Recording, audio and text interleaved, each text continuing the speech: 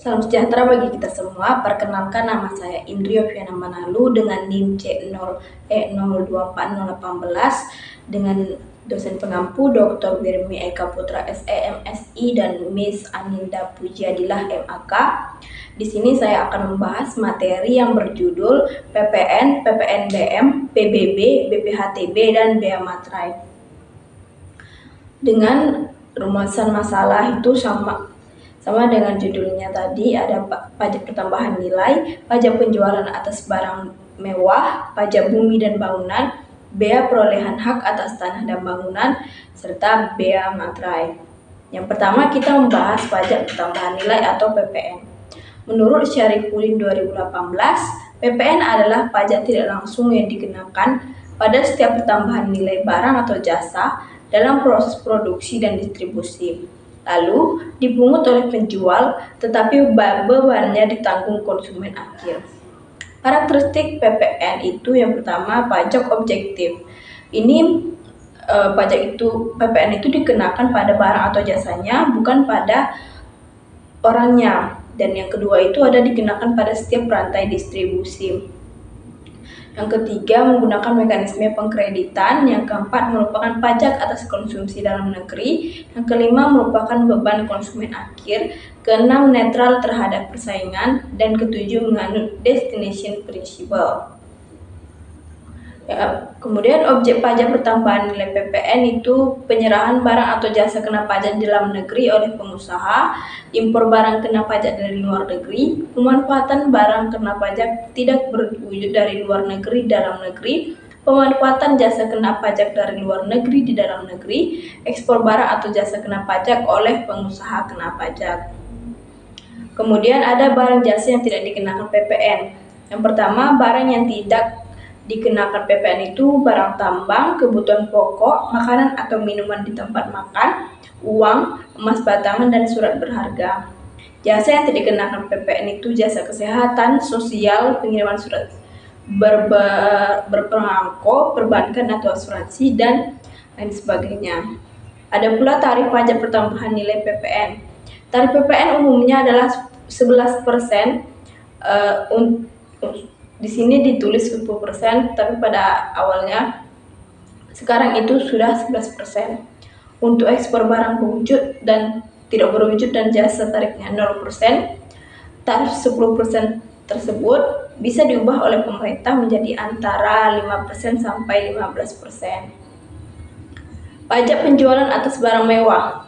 PPNBM adalah pajak yang dikenakan atas barang kena pajak yang tergolong mewah, yang dipungut saat barang tersebut diproduksi oleh pabrikan atau diimpor.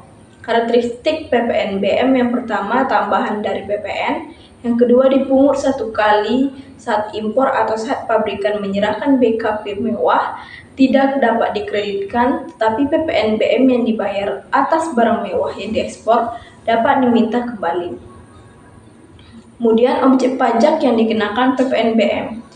Bukan kebutuhan pokok, contohnya parfum impor, perhiasan. Kedua, dikonsumsi kalangan berpenghasilan tinggi, contohnya mobil sport, mobil gede, atau moge. Yang ketiga, hanya digunakan kelompok tertentu seperti kapal pesiar, helikopter pribadi. Yang keempat, sebagai simbol status sosial, contohnya jam tangan mewah, tas branded high-end. Ada pula tarif pajak penjualan atas barang mewah, itu ada paling kecil itu 10% untuk kendaraan umum dan paling besar 75% untuk benda kapal feri atau kapal pesiar. Pajak bumi dan bangunan atau PBB. Pajak bumi dan bangunan adalah pajak negara yang dikenakan terhadap bumi dan atau bangunan yang dibayarkan setiap tahun berdasarkan Undang-Undang Nomor 12 Tahun 1994.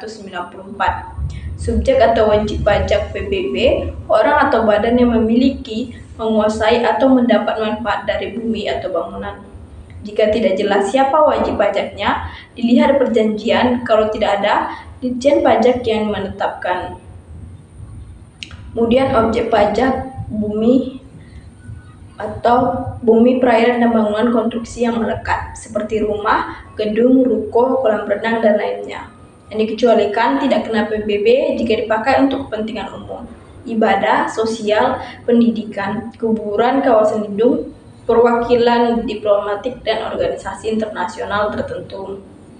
Tarif pajak bumi dan bangunan atau PBB itu, besar tarif pajak bumi dan bangunan adalah 0,5%. Dasar pengenaan pajak adalah DJKP atau nilai jual kena pajak sama dengan nilai jual objek pajak dikurang nilai jual objek pajak tidak kena pajak.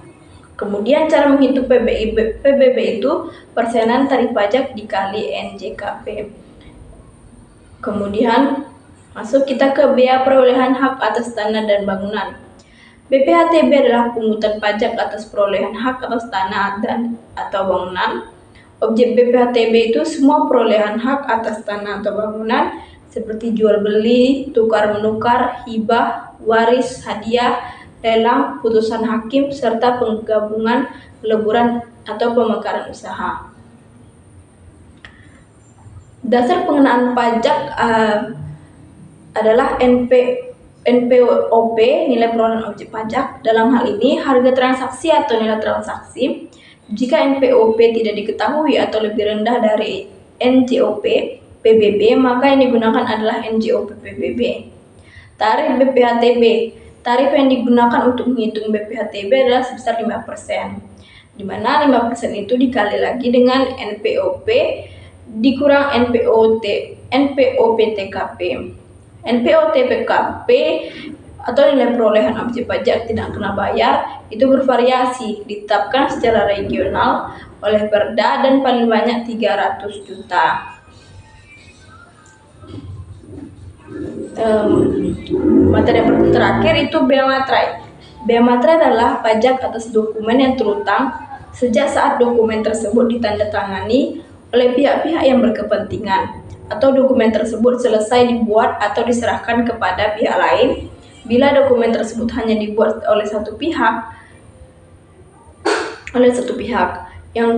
dokumen yang dikenakan bea materai itu surat perjanjian dan surat-surat lain yang dibuat untuk digunakan sebagai alat bukti mengenai perbuatan atau kenyataan yang bersifat perda. Kemudian akta-akta notaris tersebut salinannya, akta-akta yang dibuat oleh PPAT termasuk rangkapnya, kemudian dokumen yang digunakan sebagai alat pembuktian di muka pengadilan, surat yang memuat jumlah uang, surat berharga seperti wesel, promes, dan askep.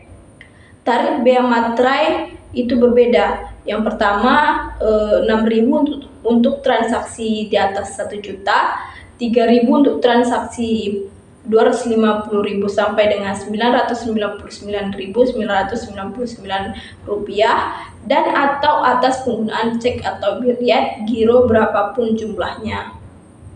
Nah, dari materi yang saya sampaikan tadi, kesimpulannya adalah PPN, PPNBM, PBB, BPHTB, dan bea materai adalah pajak penting yang mendukung penerimaan negara.